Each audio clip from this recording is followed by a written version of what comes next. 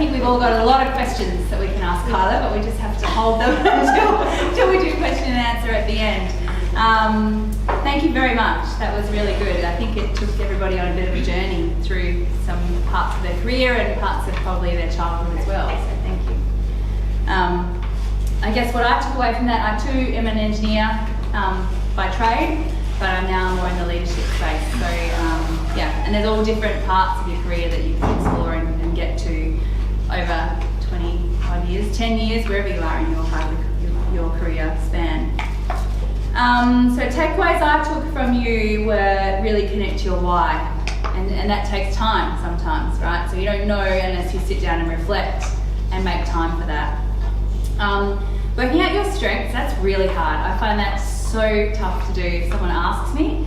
I've got better at trying to identify it over time, and I think I've already got an answer from the person I wrote to, so reach out to people. People don't mind.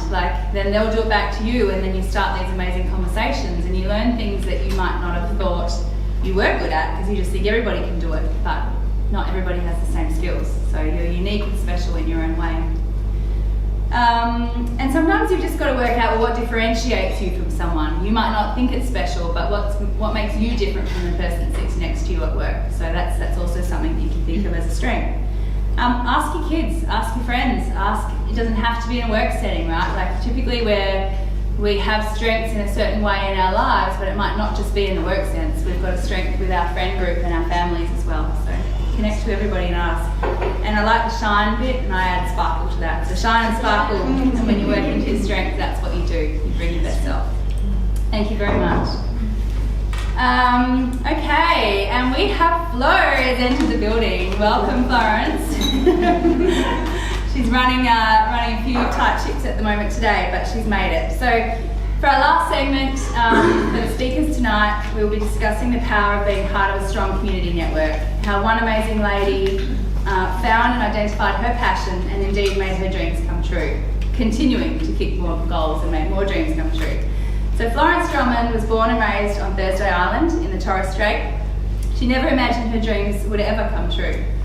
On an island community of a few thousand people, her dad and grandfather always watched videos that had the narrative to global diplomacy, Moroso people being kidnapped and rescued, and foreign embassies, negotiations of bulletproof cars, and she always thought, wow, that's so crazy, but cool at the same time, and I want to be like Angelina Jolie. Even better than Angelina Jolie, but anyway. So fast forward 30 years, Florence is now an executive director of a global agency, the Development Partner Institute, that facilitates deep dialogue processes with communities, government and operations in mining jurisdictions. She has travelled extensively across many regions. This year alone, she's travelled to Riyadh for Future Minerals Forum, California for the Asia Pacific Economic Cooperation, New York for United Nations Commission on the Status of Women, Toronto for Prospectors and Developers Association of Canada, where we caught up over in PDAC. She continued on to Chile, Ecuador, Houston and Vancouver, all for mining conversations and negotiations with the private and public sector. Before the year is out, there's only a few more months to go, she's going to see the other side of the globe, go to Indonesia, London and back to Latin America and Panama. Florence also sits on a number of boards and advisory positions. ASX listed Titan Resources, Ronald McDonald House WA, and is appointed by the Foreign Minister to the Centre for Australia-India Relations.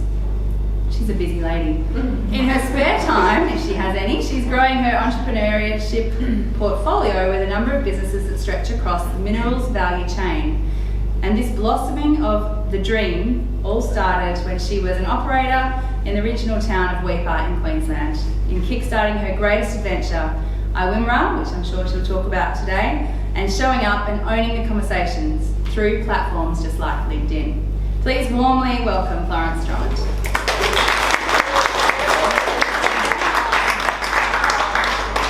Just made it, hey? No, thank you all. Thank you, Jake, for having me here, and I apologise for everyone for being just on time, but but thank you. As Dara with the Women I Acknowledge Country, the Wajak Noongar people in which we all are here today, and hello to everyone who's zooming in and tuning in. So that's that. So where to start? And I think it was a really nice And then, you know, when Jade asked me for my bio, I was like, I need to tell a story, right?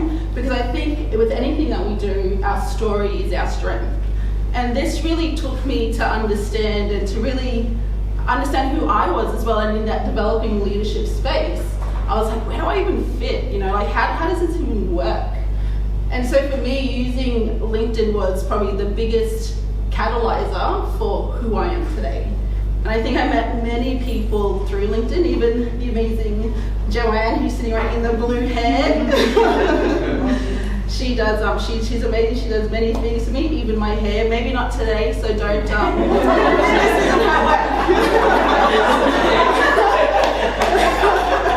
she's sitting there going, oh my gosh, you should have come in for that's what she should have been bloody doing. But I think, you know, as a growing leader, I think you don't really get to understand what leadership truly is until it's reflected back to you. And if you would have seen the ads for the event today, my hair is different, so it's straight and black, and I didn't bail you up for it on purpose, because that was my first professional photo shoot, 2018, I think, and so that was when I was living up in Weipa, and it was, has anyone been to Weipa before? Humid. Can't really have straight hair.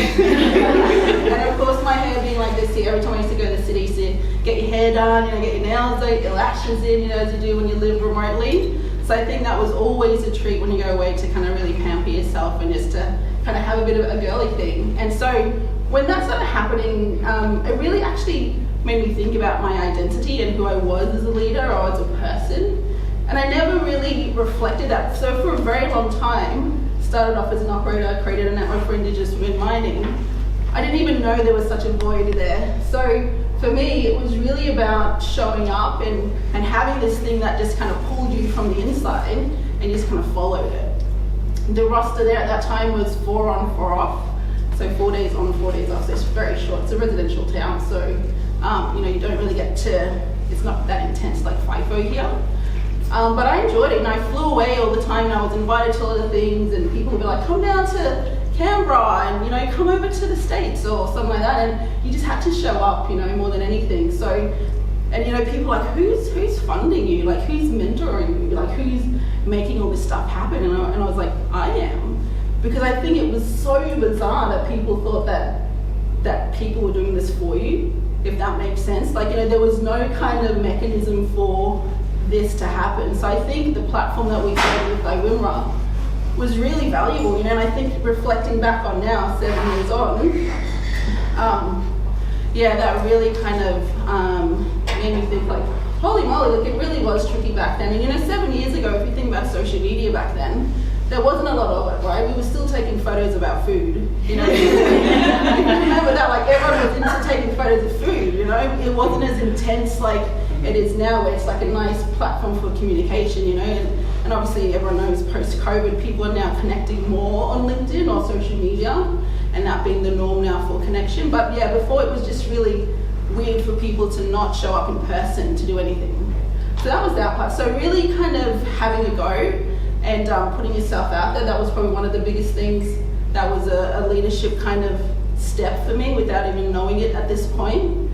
And then validating my story as well. I think, you know, for a very long time, you were just telling your story, and people used to always ask me to talk, and I was like, about what though? Like, you know, like, what do you want to talk about? And they're like, about you and about what you do, and I was like, okay, cool, I can do that. But then it became really strange because, like, it got to a point, so IWIMRA was going, we were connecting all over Facebook. You know, the girls out in the communities were like, hey, this is really awesome. You know, I really want to connect, what do you do? But there was a really interesting point there as well, where you had to, for me anyway, where my vulnerability as Florence Drummond talking about this stuff became responsibility. So like, you are like your own person, and you talk about your life, or you talk about your experiences, and then eventually this whole group of people are like standing with you or behind you or together with you, and they're like, oh my gosh, I'm now actually responsible for what's happening here. So I think at that point I was like, oh my gosh, this is actually something.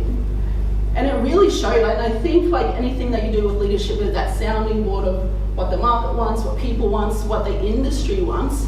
And don't forget that, this is mining, and people are always so curious about the piece between Indigenous people and communities and mining. So I think, carrying that conversation now or representing it was very fragile, was very important.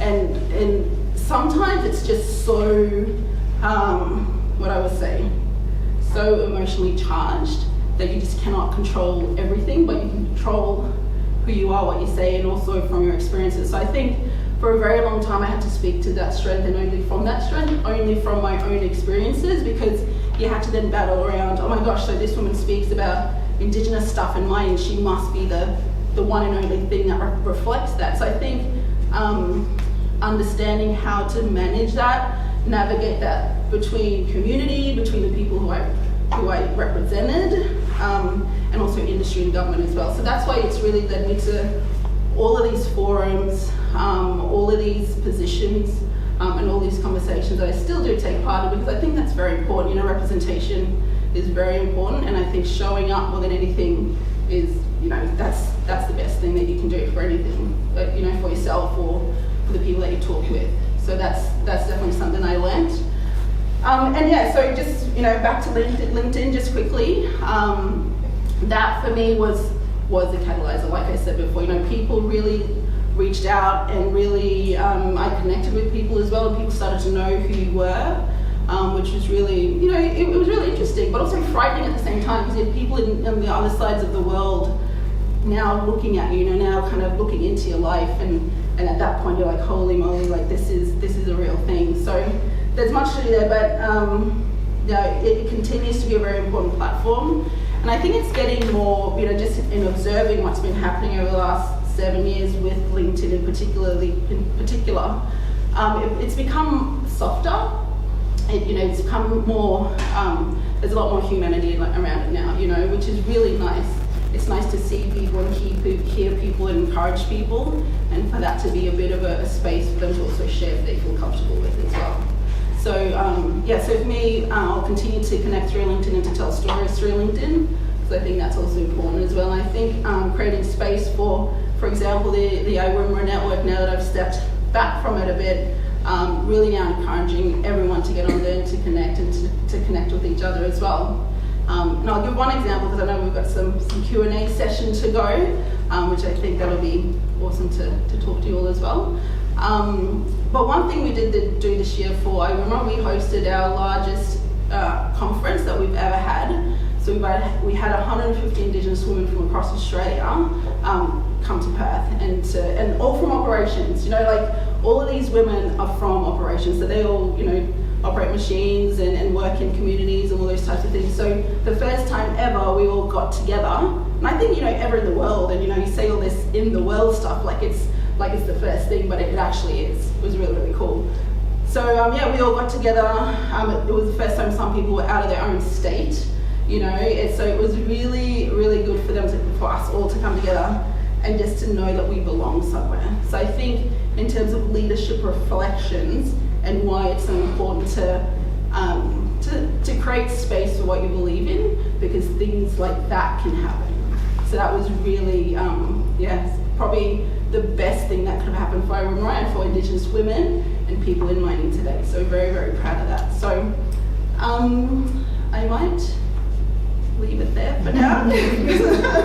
But there's like a lot of things, and I'd like to kind of talk a bit more and some questions and that. But yeah.